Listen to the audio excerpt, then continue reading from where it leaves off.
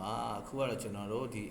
Android Studio ပေါ့နော် sorry Google AI Studio နဲ့ကျွန်တော်ဘာလုပ်မလဲဆို Android application တခုတည်ဆောက်မှာဖြစ်ပါတယ်အဲ့တော့ application ကဘာတည်ဆောက်ချင်တာလဲဆိုကျွန်တော်ကဒီ Google Sheet မှာပေါ့နော်ကျွန်တော် Google Sheet မှာကျွန်တော်ဒီမှာနာမည်တွေပေါ့နော်နာမည်တွေဖုန်းနံပါတ်တွေလိပ်စာတွေအကုန်လုံးပေါ့နော်ကျွန်တော်ဒီမှာလောက်ထားတယ်အဲ့ဒီဟာတွေရဲ့အဲ့ဒီကောင်ကိုကျွန်တော်ဒီမှာကျွန်တော်တို့ဒီပါဆိုဖုန်း book လေးတစ်ခုလောက်ရေးမယ်ပေါ့နော် application တစ်ခုအဲ့တော့ဘယ်လိုရေးမလဲဆိုတော့ရေးမဲ့ဥစ္စာကိုကျွန်တော်ဒီကနေပဲအတန်နဲ့ပဲပြောမယ်ကျွန်တော်တို့ prompt တွေရိုက်မထည့်တော့ဘူး Okay ကျွန်တော်ကို Android application တစ်ခုရေးပေးပါ application ကဘာလဲဆိုရင်တော့ကျွန်တော်ပေးလိုက်တဲ့ Google Sheet link ကနေပြီးတော့ကျွန်တော်ဖုန်းနဲ့ပတ်သက်တဲ့ဖုန်း directory ပေါ့နော်ဖုန်း directory software လေးတစ်ခုရေးချင်ပါတယ်နာမည်တွေနဲ့ဖုန်းနံပါတ်တွေကိုအစင်လိုက်ပြတာပေးပြီးတော့ကျွန်တော်ကတစ်ခုကိုရွေးပြီးနှိပ်လိုက်တာနဲ့ဖုန်း direct ခေါ်မယ်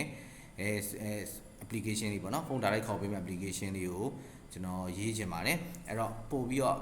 ကျွန်တော် deck team သုံးမယ် light team နဲ့သုံးမယ်နှစ်မျိုးကိုပြောင်းမယ်ပြီးရင် neuromorphic UI သုံးမယ်ဒါလေးကိုကျွန်တော်ဒီဆောက်ပေးပါ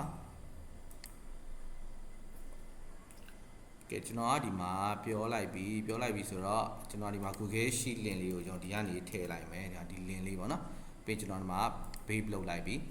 ကဲအဲ့တော့ Android application လေးတစ်ခုကိုသူရေးပေးမယ်ဖုန်း directory ဆိုတဲ့ software လေးတစ်ခုရေးမယ်ပြီးရင်ကျွန်တော်ကဖုန်းအဲ့ကောင်နှိပ်လိုက်တာနဲ့ဖုန်းခေါ်ပေးမယ်ပေါ့နော်အဲ့တော့ဒီမှာကျွန်တော်ပေးလိုက်တဲ့ link ကနေသူဒီ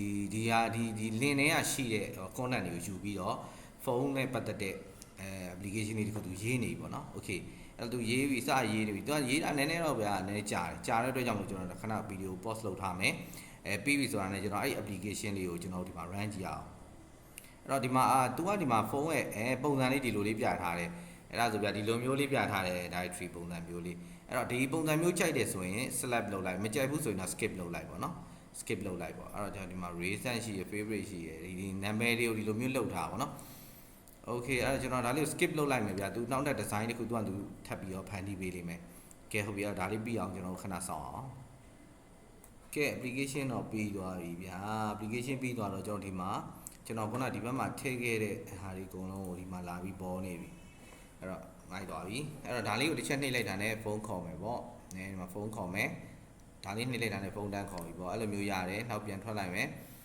်ပြီးသွားရင်သူကသူ့ရဲ့ application ကသူ့ application တွေကဒီပုံစံမျိုးလေးအဲ့တော့ကျွန်တော်တို့ကဘာထပ်လုပ်ချင်သေးလဲဆိုဒီထဲမှာတကယ်လို့ထပ်ထည့်ခြင်းတယ်ဗျာဥပမာဆိုဒီထဲမှာထပ်ထည့်ခြင်းတယ်ဥပမာဆိုကျွန်တော်က JOK ရလို့ထည့်မယ်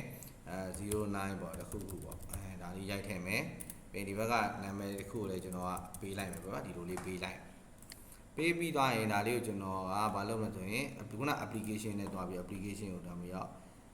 size ပြန်လုပ်လိုက်ပေါ့နော်အဲ့တော့ဒီမှာပြန်ပြီးတော့သူဒီမှာ Google Sheet ကိုပြန်လုပ်နေပြီလုပ်နေတဲ့ဒီမှာကျွန်တော်ဒီမှာ Joga လို့ရှာကြည့်လိုက်မယ်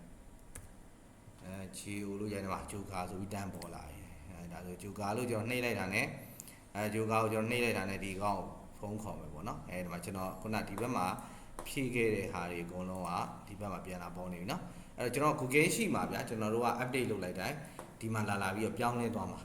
အဲ့တော့ဒါကိုမြင်လိုက်တာနဲ့ကျွန်တော်ဘာလုပ်လို့ရတာလဲဆိုတာတွေးလို့ရပါတယ်နော်ကျွန်တော်ပြောချင်တာ Google Sheet မှာဗျာစင်ရင်းတွေလောက်တာတို့ဘာလို့ဆိုရင်လည်းဒီမှာလာပြီးတော့ auto update ပြပေးတာပေါ့နော်ဒီပုံစံမျိုးတွေလုပ်လို့ရတယ်။နောက်တော့ Joga ကိုကျွန်တော်နှိပ်ပြီးတော့ run လိုက်ကဲတော့ကျွန်တော် application ကိုကျွန်တော်ဘယ်ထဲမှာထည့်မလဲဆိုတော့ကျွန်တော်ဖုန်းထဲမှာ install လုပ်မယ်ဆိုတဲ့အတွက်ကြောင့်မလို့ကျွန်တော်ဖုန်းကို USB debugging on ပြီးတော့ချိန်လိုက် USB debugging on ပြီးတော့ချိန်လိုက်မယ် okay ချိန်လိုက်ပြီး USB debugging on ပြီးချိန်လိုက်ဒီဘက်နားမှာ install ဆိုတာလေးရှိတယ်တစ်ချက်နှိပ်လိုက်နှိပ်ပြီးတော့ကျွန်တော်တို့အောက်ဆုံးမှာ install USB ဆိုတာလေးရှိတယ်install USB ဆိုတဲ့ဟာလေးကိုကျွန်တော်တစ်ချက်နှိပ်လိုက်ဒီမှာဒါဆိုရင် install လုပ်နေပြီဒါကျွန်တော်တို့ဖုန်းလေးကိုဒါတိုင်း install လုပ်မှာเนาะပြောချင်တာတော့ဒီ AI Studio သုံးမယ်ဆိုရင်တော့US server ပဲဖြစ်ဖြစ်ကျွန်တော်တို့ single server ပဲဖြစ်ပေါ့เนาะအဲ့ဒါမျိုးသုံးမှာပဲ VPN သုံးမှာပဲရမှာပါဒီပုံမှန်အဖြစ်တော့ကျွန်တော်တို့ဒီကောင်ကိုတုံးလို့မရဘူးပေါ့เนาะGoogle ကောင်ရှိတဲ့လူတွေဒါကို try ကြည့်ကြပါကျွန်တော်ဒီမှာ application ကိုဒီမှာကျွန်တော်ဖုန်းထဲမှာ install လုပ်နေပြီပေါ့เนาะဒါလေးပြီးအောင်ကျွန်တော်စောင့်ကြည့်အောင်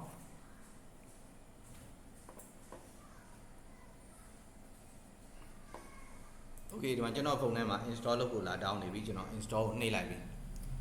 ဒါဆိုရင်ကျွန်တော်ဖုန်းထဲမှာပေါ်လာပါပြီဗျာပေါ်လာပြီးတော့ဖုန်းမှာ ဘာတွေပေါ်နေပြီလဲဆိုတော့ကျွန်တော်ဖုန်းမှာဘာတွေပေါ်လဲဆိုတာလေးပြပေးမယ်နော်ကျွန်တော်ဖုန်းမှာပေါ်လာတဲ့ဥစ္စာလေးပြပေးမယ်โอเคကျွန်တော်ဖုန်းမှာဒီလိုလေးပေါ်လာနေမပေါ်လာနေဒါခုနကကျွန်တော်ထည့်ခဲ့တဲ့ဂျူကာဆိုတာလေးကိုကျွန်တော်ဒီကနေရိုက်ကြည့်လိုက်မှာဂျူကာရှိတယ်နော်ဒါခေါ်မယ်ဆိုရင်ဒီမှာတစ်ခါလေးတန်းပေါ်လာပြီနော်ဒါ application ရဲ့သဘောတရားလေးဒါဆိုတော်တော်အဆင်ပြေသွားပြီမြန်လဲမြန်တယ်ဒါကိုကြိုက်တဲ့ UI ကြီးချိန်လို့ရတယ်နော်အဲ့တော့ကျွန်တော်ကဒီမှာနှစ်ခုပေါ်နေ sorry ကျွန်တော်ဒီကောင်းကိုပိတ်လိုက်မယ်နော်ကျွန်တော်ဒီမှာနှစ်ခုပေါ်နေအဲ့တော့ဒီမှာ Google ရှိမှထပ်ပြီးတော့နာမည်လေးတစ်ခုထပ်ပေးလိုက်မယ်အဲ့ဒါဘာလဲဆိုရင်တော့ MAST master လို့ပေးမယ်ဒီဘက်ကလည်း3.9တစ်ခုခုပေါ့နော်နာမည်လေးပေးမယ်ပြီးပြီဆိုတာလည်းဒီဘက်ကဒီလိုလေးပေးလိုက်ပေးပြီးသွားရင်ဒါဆိုဒီဘက်ကdata ဝင်သွားပြီပေါ့နော် data ရောက်သွားပြီ data ရောက်သွားပြီဆိုကျွန်တော်ဒီထဲမှာဒီအပေါ်ဒီရှိတဲ့ဟာတွေကိုတစ်ချက်နှိပ်ပေးလိုက်နှိပ်ပေးလိုက်ရင်သူကဒီမှာ size လုပ်နေပြီပြီးပြီဆိုတာနဲ့ကျွန်တော်ခုနကတော့ master ဆိုရှိသေးတယ် MAS ရိုက်လိုက်တာနဲ့ master ဆိုပြီးတော့ပေါ်လာရင်တန်းပြီးတော့ဖုန်းခေါ်လို့ရတယ်ဒါတော့ကျွန်တော်AI Studio နဲ့ Android application ကိုရေးတဲ့နည်းပေါ့နော်လွယ်လွယ်ကူကူရေးတဲ့နည်းပါဒီထဲမှာ prompt တွေ code တွေအများကြီးကျွန်တော်တို့ဘယ်လို framework တွေထားခြင်းနဲ့ဘယ်လိုတွေထားခြင်းလဲဆိုတော့ထပ်ပြီးတော့ setting တွေချိန်လို့ရပါသေးတယ်ခုလောလောဆယ်တော့ဒီသဘောတရားလေးနားလည်သွားပြီဆိုရင်တော့မှလောလောဆယ်ဖန်တီးလို့ရတယ်ဆိုတာလေးသိထားမှာဖြစ်ပါတယ်အားလုံးကျေးဇူးတင်ပါတယ်